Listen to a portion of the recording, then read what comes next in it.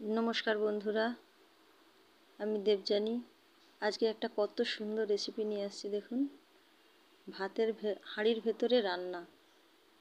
এখানে কোনো কড়া লাগছে না, বাটিতেই তরকারিটা রান্না হয়ে যাবে। কালকে সন্ধেবেলা একটু বাজারে গিয়েছিলাম, দেখলাম ইলিশ মাছ উঠছে, খুব সুন্দর দেখুন মাছটা।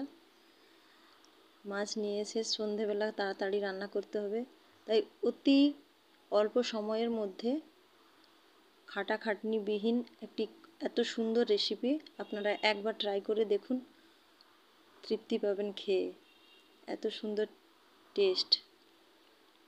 মাছগুলো কেটে নিয়েছি এইভাবে, মাছটা ডিমও হয়েছে, খুব সুন্দর। মাছগুলোকে ভালো করে ধুয়ে নিয়ে লবণ হলদি যেরকম মাখাই আমরা সেরকম তো অবশ্যই মাখিয়ে নেব। আর এর সঙ্গে কী কী নিয়েছি দেখুন: আদা, পেঁয়াজ, রসুন, সর্ষের তেল, গোটা কাঁচা লঙ্কা এবং গোটা গরম মশলা। আর এই গোটা মশলাগুলোকে সবগুলোকে একসাথে বেটে নেব। গোটা গরম মশলাগুলো বাটবো না, ওটাগুলো গোটাই থাকবে। এইভাবে বাটির মধ্যে সব মশলা দিয়ে একসাথে মেখে নেব। আর পোস্ত এবং সর্ষে একসাথে বেটে নিয়ে পরিমাণ মতো লবণ দিয়েছি এবং এতে একটু গুঁড়ো লঙ্কাও দিয়েছি।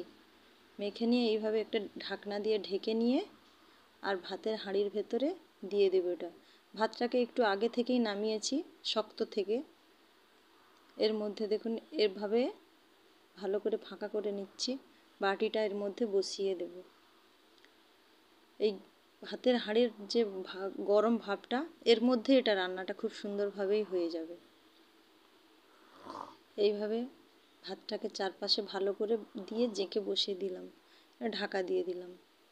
এভাবে আপনি কি করবেন, 30 থেকে 45 মিনিট ওয়েট করুন, কত সুন্দরভাবে রান্না হয়ে গেছে। এবার খুলে দেখুন কত সুন্দর রান্না হয়ে গেছে এবং খুব সুন্দর গন্ধও উঠেছে। মাছটা খুব সুন্দর নরমও হয়ে গিয়েছে, দেখেই বোঝা যাচ্ছে সেদ্ধ হয়ে গেছে। এবার গরম গরম ভাত রেডি হয়ে গেছে, এবার তো খাওয়াই যাবে। আর আপনারা একবার ট্রাই করে দেখুন, অবশ্যই ভালো লাগবে খেতে। আর কেমন লাগলো অবশ্যই জানাবেন কমেন্ট করে। আপনারা এভাবে রান্না করে বানিয়ে খেলে আমি কিন্তু খুবই দুঃখ পাবো।